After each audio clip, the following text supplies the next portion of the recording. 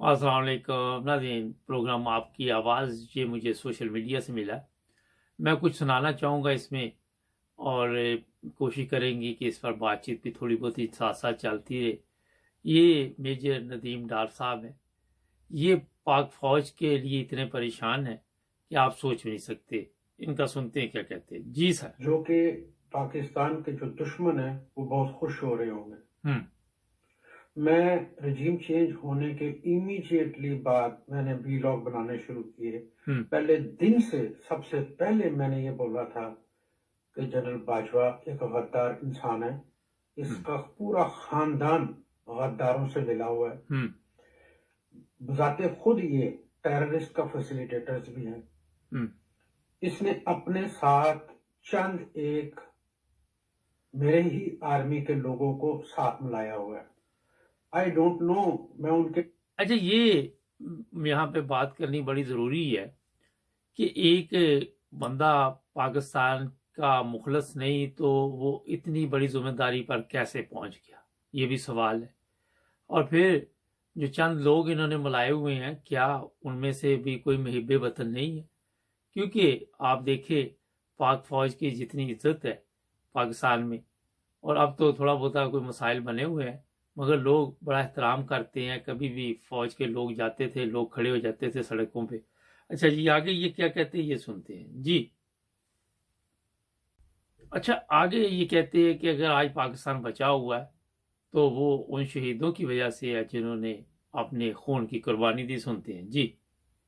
खुदा के लिए इनिशिएटिव लीजिए, बचा लीजिए इस पाकिस्तान को, बचा लीजिए इस मेरे पाकिस्तान आर्मी की इज्जत को। बहुत हो गई है।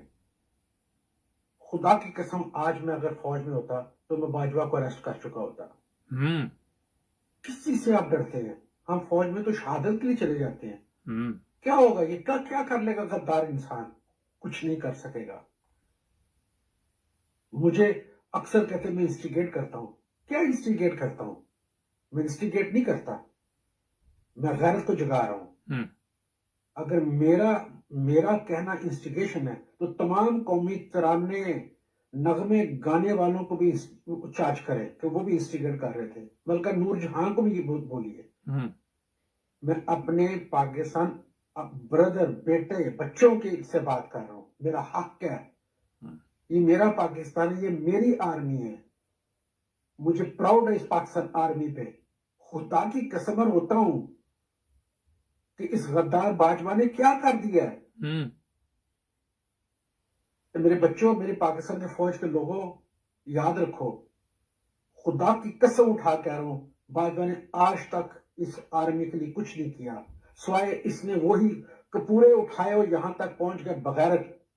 और इसने अपने साथ भी वही लोग लगाए हैं जो जिनके दिमाग के अंदर थोड़ा सा खन्नास भी बढ़ा हुआ है।